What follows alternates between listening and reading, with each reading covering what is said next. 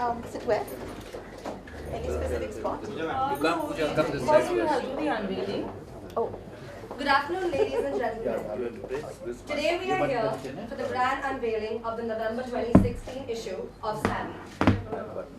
On the dais we have Mr. Nali Hira, Chairman Magna Publishing, the stunning Pooja Bedi, and Andrea Kaufman, editor Savvy. One of India's best women's magazines, Savvy, has always put women who inspire on the cover. As so today, we have the bold and the beautiful Pooja Bedi gracing the cover of Savvy. Can we start the unveiling, please?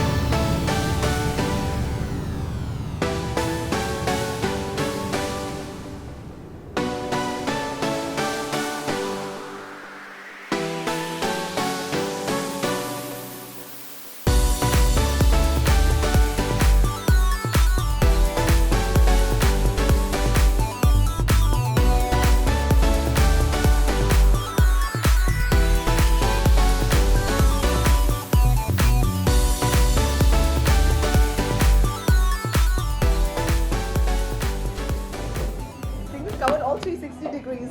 So Our gorgeous cover woman, Pooja Bedi, has been a popular figure in the Indian glamour circuit. She is a live wire, an anchor, columnist, actress, feminist, and enthusiastic persona who lives life to the fullest. She's been tagged as a sex symbol, been the first to promote safe sex through her ad Kama Sutra, and has always been a social crusader. She's a lady who speaks from her heart. Pooja, I'd like to ask you, what does it feel like to be a savvy woman? what does it feel like to be a savvy woman? Well, I feel very honored to be a savvy woman because you only get one of them a month. Yeah. And, and it's obviously something that's very close to my heart because Magna as a group, I've grown up with, my entire career has been Stardust and Savvy and, all these wonderful publications that society and, it was so integral to our childhood because that's all there was. We didn't have the internet. We didn't have any other form of any other medium that informed us as to what was going on in the world of glamour and entertainment. And it was a big high to be on the cover of a magazine, and Magna cover was like the premium and you just wanted to be there. And so it's so nice. I mean, I've been on a couple of Magna covers before, but to think that 25 saal baad you're still on the cover, it's wonderful. I would like to know who inspires you the most.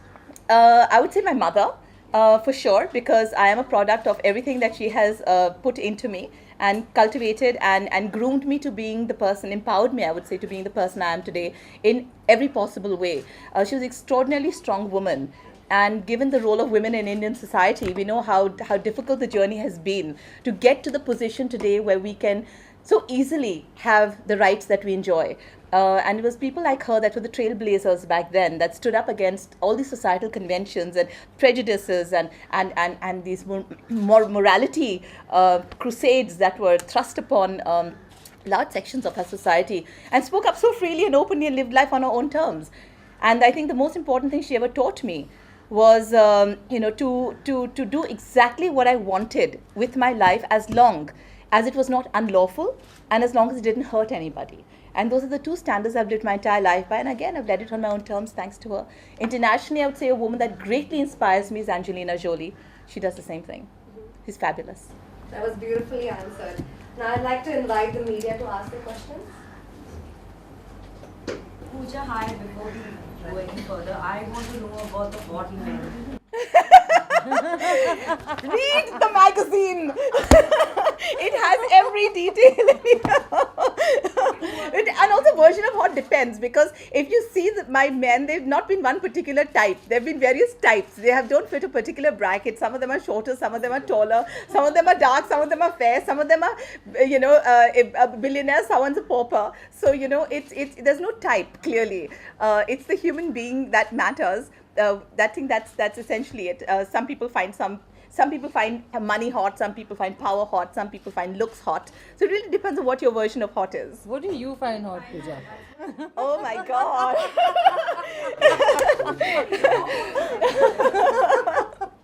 Who wants to fit the bracket? I think for me, hot is it's just something. Firstly, it's the chemistry. I think that's incredibly important, because there has to be chemistry. If either it's there or it's not there. Chemistry is not something you can create. That's the most important factor in a relationship. And I think in addition to that, it would be a certain persona that you come in with. It not necessarily the way you look. Like, say for example, someone like Simon Baker. He's exceptionally hot. I have never met him, but it's just the whole persona he comes in with. The Mentalist, if you've seen the series, it is something roguish and interesting and charming and quirky and decently indecent, about him. I think there's a slight element of craziness for me that is always important. Unpredictability, but predictably unpredictable. Fun, spunky, out of the box. Just different qualities. I tell you, I don't have a type.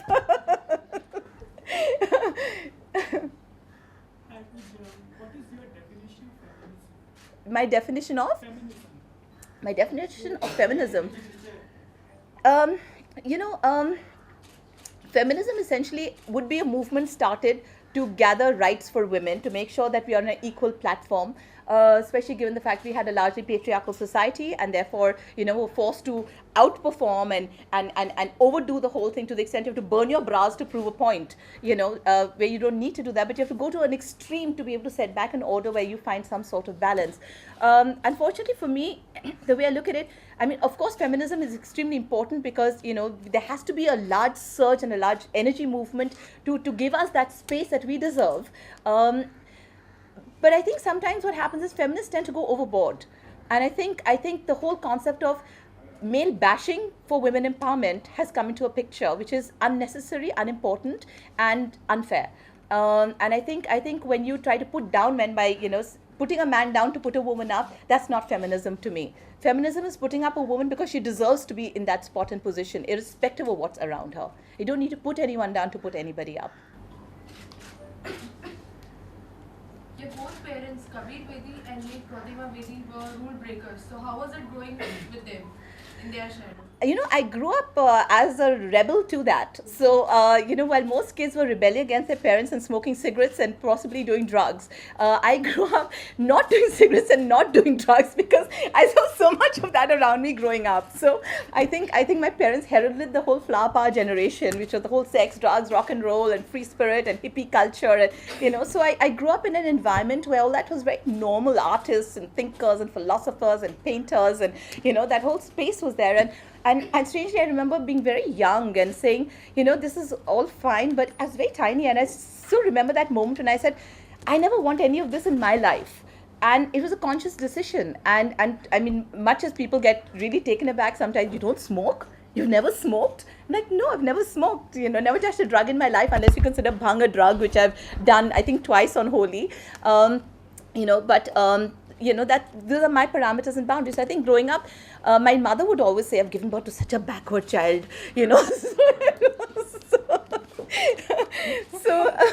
So I think at the end of the day, I think both parents have taught me well. Papa's taught me a lot about professionalism and punctuality and etiquette, and that dimension of life. As my mother was more free spirited and bohemian and fun, and dad would like take me to like the 5-star hotels, and while growing up, and we had that zone. Mom would take us camping, tenting to the villages, and outdoors and nature, and so we had a great blend of two worlds growing up, which was very I guess fabulous for a child, because you get to experience both. I went to a very strict military boarding school.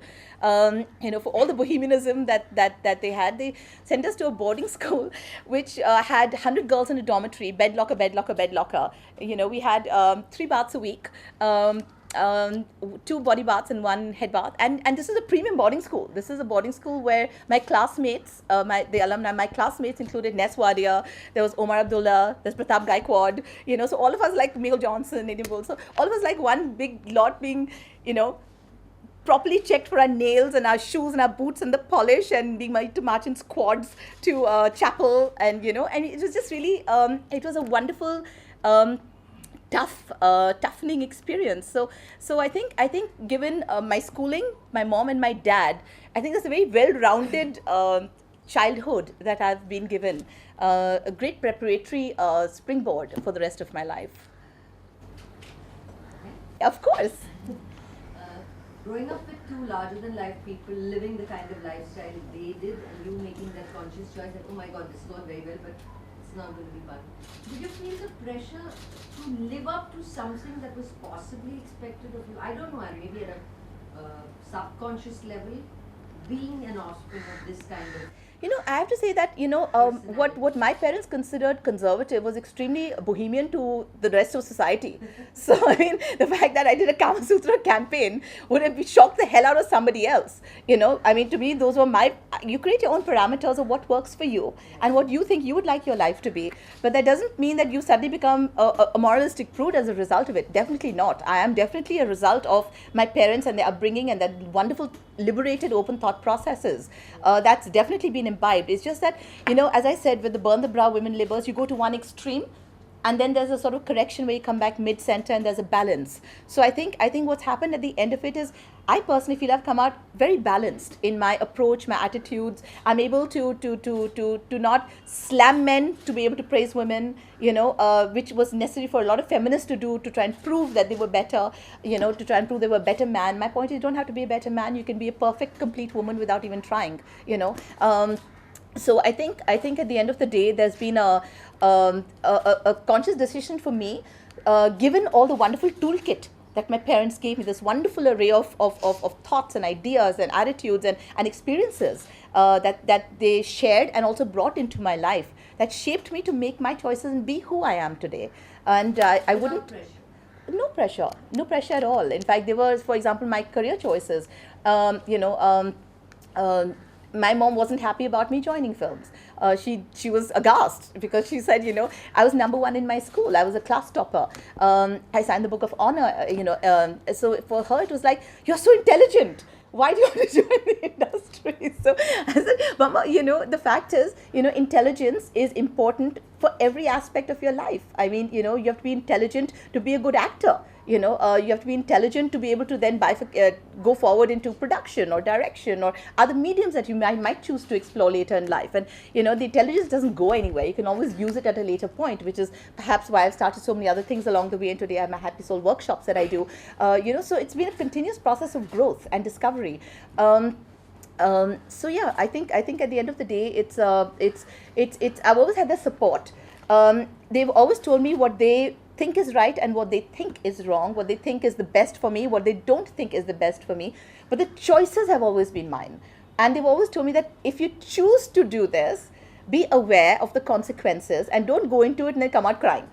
Just know this will be the repercussion to what you're doing, and maybe the repercussion to what you're doing. And if this were to happen, be prepared for it and take it on, because you have to take responsibility for your actions and your decisions. It's as simple as that. How is your equation with your children? Are you more like a mother to them or like a friend?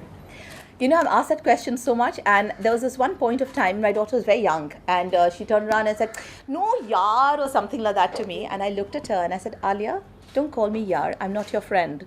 And there was a stunned silence where she looked at me, and I said, I'm your mother, I'm not your friend. There's a very specific role that I have as your mother, which nobody else has. And there's a very specific purpose to being a mother.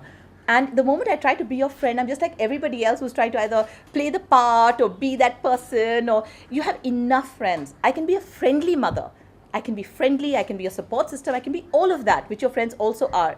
But I am your mother. And there are certain boundaries we do not cross in that respect level for having me as your mother. And for me to respect and value the space that you hold as my daughter, for me, that is number one. So let's not ever forget, I'm your mother, I'm a friendly mother, but I'm not your friend. So. What is Alia like? Pratima Bedi also yourself said she's been a bohemian and you've been pretty balanced as a person. So what is...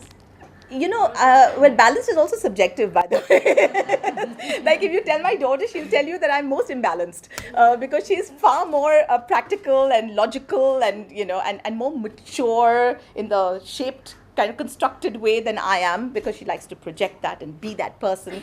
So there's a show, I don't know if you've seen it, called F and Bedi, which is on YouTube. Alia and me had done the show called F and Bedi, and it's very irreverent. And the thing is, people keep asking me, how do you allow your daughter to speak to you like that? She takes your case and she's saying such irreverent things to you.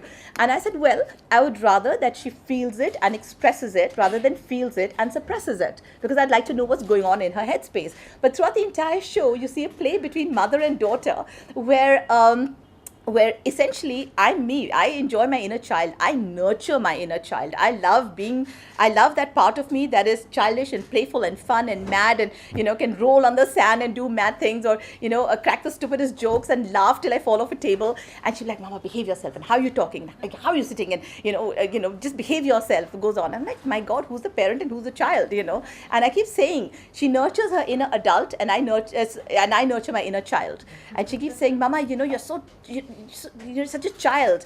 And I say, yes, and thank God for that, because you see a child, I was telling them earlier, you see a child, and a child is filled with these amazing qualities. They're curious and they're passionate and they're they're always inquisitive and they're filled with excitement and wonder and zest and let's do it.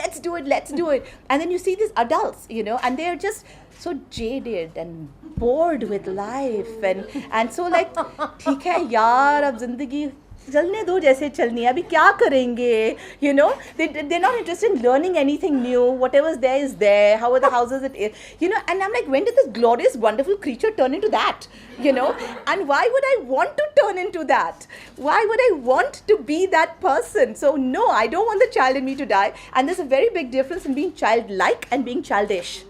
Big difference. I choose to be childlike. I choose that. Oh. Well, right now we have a lot of help from from various quarters like Kaya Skin Clinic. Honestly, how do you manage to maintain your gorgeous? Well, actually, I've thanks for the compliment. Firstly, secondly, I've lost about 13 kilos in 13 weeks. I suddenly decided to change my life in May this year. I decided that was it. I was done. I ended a relationship in May, and I said, I just want to reinvent my life. I just, the child in me. I want things to be different. I want to create major catharsis and change. And so basically, I hit the gym. And there's been a project called Happy Soul Workshops, which I've started, which I had been on the back burner for 2 years. And I said, everyone kept asking me, when is it coming out? When is it coming out? When is it coming out? When is it? I said, this is it. So in May, I broke up. And by August, I'd launched the Happy Soul Workshops. So that was a reality. It had launched and off and running. And I lost 13 kilos. And So the breakup's the month. I think I just decided I had enough of the sameness. I think I just decided that even the patterns, even relationships going a certain way, there's a sameness, there's a pattern to everything. And it was just time to just shake things up energetically and just make the difference, because they say what you vibrate at is what you attract. So therefore, if you vibrate differently, you attract differently. To do the same things and expect different results is stupidity. So that's it. Why don't you tell us something about your Happy Soul Workshops, Oh, Pooja? okay. So basically, it's an amalgamation of science and spirituality. It basically is about 10 years of different courses that I've done in various modalities. I've done the highest diplomas in the Hypnosis Institute, the California Hypnosis Institute of India. And I've got their diplomas in clinical hypnosis, in behavioral hypnosis, and spiritual hypnosis. I've done energy modalities from Reiki to shamanism to magnified healing and soul temple and heal your life and all these things. So basically, and researched a lot and read up on different modalities. And it's very fascinating when you kind of uncover the synergy between what science has established, and therefore it's called science, and what is meta science and what is out there. And you can see how science has understood meta science, but in a very, very nascent stage, and how you can put these two together and empower people and deconstruct what's going on inside. So everyone here who's not happy, there's a reason you're not happy. There's a reason either you're stressed, depressed, frustrated, angry, lethargic, whatever. If something is not working, there's only one person that created it, and that's you. And there's only one person that can uncreate it, and that's you. So whether it's your relationships, whether it's your personality, whether it's your lifestyle choices, whatever it is, you can fix it. So we show people in this one-day course how to fix it. We show people how to use these different modalities, how to put things into place to deconstruct all the belief systems you have created, which limit you. Say, for example, a girl wearing a short skirt thinks it's terrible. A girl wearing a short skirt thinks there's no big deal because it's just the way she's been brought up. One girl carries guilt, shame, and all those associations within. One girl says completely okay. So that's a very small example of belief systems impacting you and your life and the way you see yourself, the way you see society, the moral standards and judgments you put on yourself, how to free yourself on every single level. It could be in terms of relationships. It could be a relationship with money. A lot of people have issues with money. A lot of people say, I don't know why, can't earn the way I earn. I don't have the job that I choose to have. I'm not earning the kind of money I should. Because your relationship with money suddenly is fundamentally flawed. For example, have more a fear of success than they have of failure. Because in India, the way we grow up is we see rich people as bad people. We see them as the immoral lot. Ayash hai, immoral hai, decadent lifestyles. We are simple, nice, middle class people, right? That's generally what people say. Really, are you trying to say that if the rich have affairs, that the poor people don't have affairs? Are you trying to say that if drugs is done by rich people, you're saying middle class and poor people don't do drugs? Are you trying to say that somebody has two wives in a upper class society, that anyone on a poor level doesn't have two wives? Are you saying that, are you trying to say that, that there's actually a difference? There isn't. There is no difference. Everyone is doing the same things, but creating this sense of I'm good and they are bad. So these limitations limit you and whatever you seek to achieve. Because if, for example, a great opportunity comes your way, which enables you to earn money to become rich, you will self-sabotage the entire process, because in your mind and your upbringing and your conditioning, if you become rich, you become bad. Because that's the way you've grown up. You've grown up thinking rich equals bad. Why would you want to be a bad person? Therefore, why would you want to be a rich person? So these limiting belief systems need to be changed. But can this be done in a day's course? In a Pooja? day's course. In a day's course, we teach you how to go about doing it. And various modalities are introduced to people. It's also very powerful for in hypnotherapy. We do a lot of deconstruction of your belief systems. We go down to the seed. It's a one day. In fact, we teach you how to do stuff. If you feel you need further help, we've got a list of wonderful practitioners in Bombay that do it. You can go to them. In 1 hour, you can deconstruct whatever your belief system is and create a new belief system. So, and these are very empowering things. And people say, why do we not know about it? Well, now you're getting to know about it. So there's a time and space and phase for everything in life. And this is when society needs to start learning there are other ways to go about helping yourself. And I think that's the most important thing we can help people do, is just simply be happy. Because if you see the energy balances of this planet, everyone around, we have more than we have ever had in our lives. We have better cars, we have better homes, we have better jobs, we have better salaries, we have better lifestyles, we have better travel, we have better everything. Everything in our life has improved, if you look at 3 generations ago. But everyone is so miserable and so unhappy.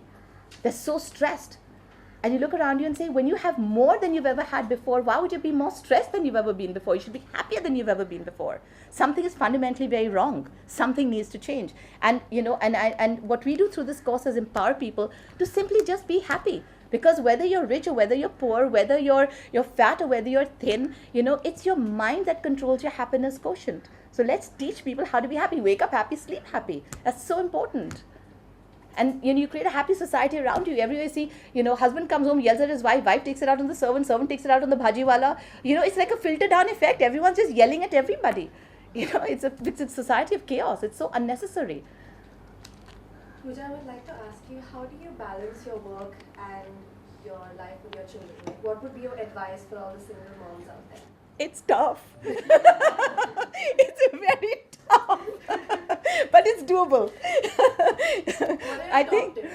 top tips is, we are often told that, this whole concept of quality time with our kids, that is just a farce and it's all myth. And you say quality time with your kids versus quantity because you want to feel better about the fact that you are a single parent. I don't agree. Quality time is definitely more important than quantity time. The kids will always know that you're there. Full stop. That will always be a given. What you need to do is input into their life moments, memories, an environment which keeps them safe, keeps them happy, and keeps them aware that they are loved, they are safe. And as a parent, the time that you spend with them, the memories you make for them are the most important thing. So the concept of quality time is making memories. My mother may have been extraordinarily busy with her dance and everything else, but I can never forget the fact that she would take us off camping in tents, kidnap us from school literally, and say, grandmother's very sick, and we say, what happened, Mama, to Nani? And she'd say, no, come. So we come, what happened to Nani? Nothing. We're going camping for 2 days in Alibag, So, and this became a routine, So, the kind of memory she had, she never let us eat food on a dining table. For some reason, she always wanted a new place. So it was in the hall, it was in a tent in the hall, it was on the car, it was in the car in the middle of a garden. It was, she would do these wonderful, crazy things all the time. She would play sport with us. She'd take us swimming. She'd take us in the middle of the ocean on dinghy boat. She would, she was a character, and it was so much fun. So be a character for your kids. Be somebody that they love and remember and cherish. Not just there was a mother figure in my house who woke up with me in the morning and slept with me at night, who took care of my food and made sure my clothes were fine and then did the doing of the motions and played a role. No, be a person to your children. That's so important. Be a person. That's the greatest tip I can give any single mother out there. Don't feel guilty about the concept of quality time versus quantity time. Enjoy your kids. And every age and phase goes by so quickly. And some of them are so traumatic, I can't tell you. But you know what? It's every parent's journey. Whether you're a single parent or whether you're not a single parent, you will still go through those ages and stages of your kids. So just go out there and do what you need to do. Everything sorts itself out. So your identity comes across as that of a very strong, a very bold woman, and you being in an industry where you're a celebrity, you're an anchor, you're a columnist, you get positive responses, but on the other hand, you also get negative responses. Mm-hmm. So then how do you deal with criticism and still move on and give it your best at whatever you do? Well, if I can't take criticism, I shouldn't take compliments. Because if I believe the compliments, I should believe the criticism too. Right? So you should believe the criticism and say, where is it coming from? Is it misplaced or is it real? Like with compliments. People give you compliments on the stupidest things and you know it's not a real compliment, but you'll still take it. Right? It's your choice whether you choose to accept it or reject it. If I tell you, for example, you are a fat pink elephant with a white flower on your head, would you believe me? No. So if I tell you something nasty about yourself, why would you believe me? It's up to you to accept a compliment or accept an insult. It is some part of you resonates with what they said. Therefore, you choose to react to it in a certain manner. Otherwise, somebody tells you something. How does it impact you? How does it change your life? How sad that that person is suffering in their head so badly that there's misconstrued notion about who you are or what you do. But how nice that they're so bothered about your life. How nice that they're willing to extricate themselves from their boring, mundane existences and actually dive into your life to actually make judgment and be on top of it and keep scrutinizing you. How wonderful to be so important. That's the way I look at it. So it's all perspective. Everything is perspective. It's just how you choose to see things. It's only you that empowers yourself. It's only you. Recently, our government took a very good bold step to increase the stretch of black money holders. What do you say?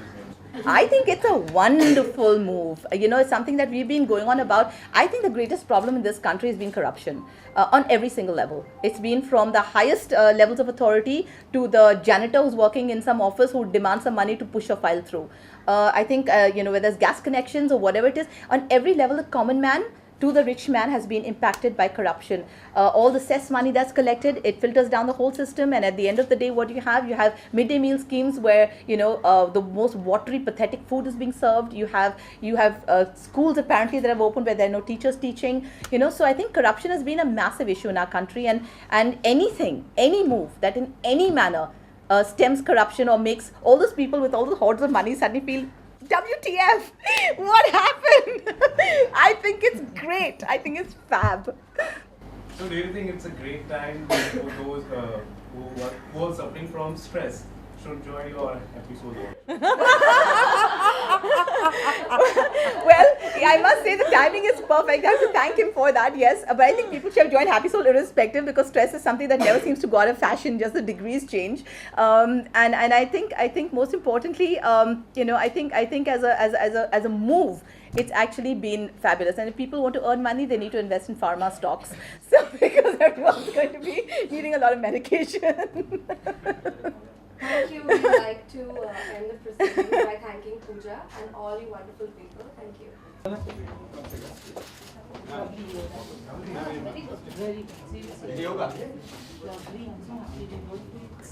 Look here. I'm that 7. Man.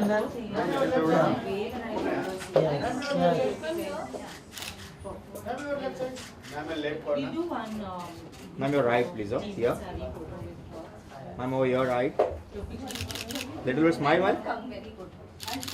Thank you. Center, ma'am. Thank you. Center.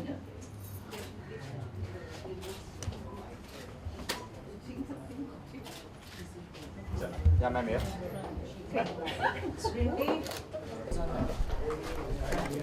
It's not looking like it's too late. How's it looking? Show. Sure, no, how's it looking? I show you. What's it, ma'am? What's the battery? Can't see your focus. Thank you.